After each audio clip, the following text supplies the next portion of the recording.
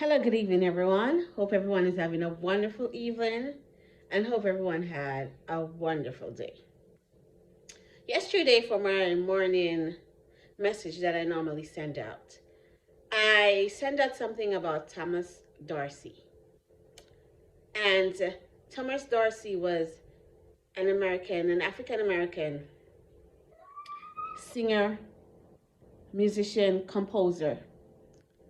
And there are many songs that he wrote. He got his start in jazz, and then he decided that he didn't want to do jazz anymore. He wanted to surrender his life to God and come over into gospel music.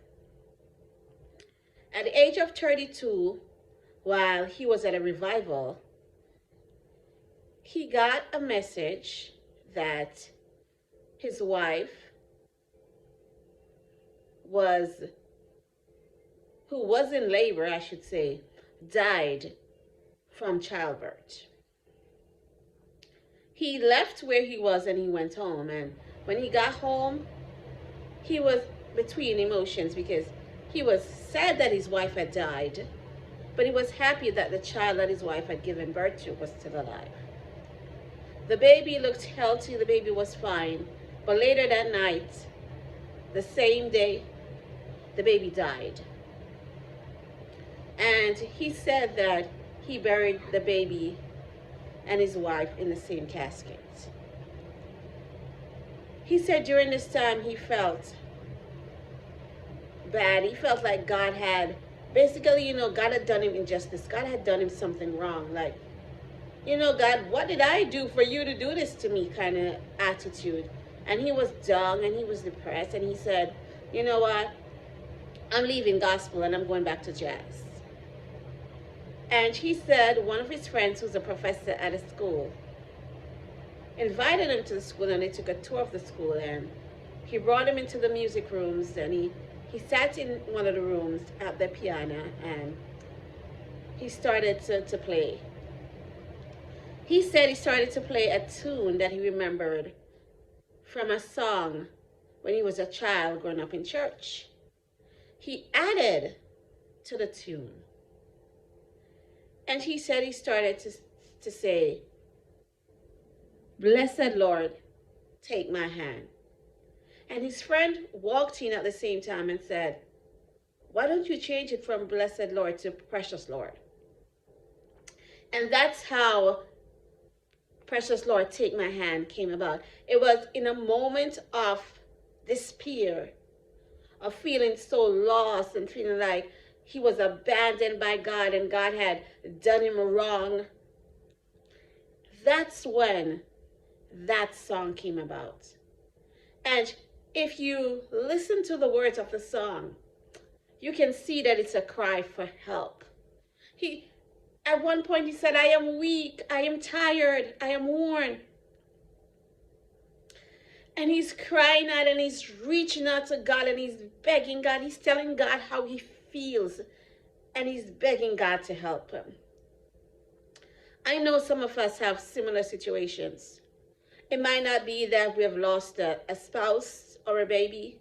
It could be a health issue.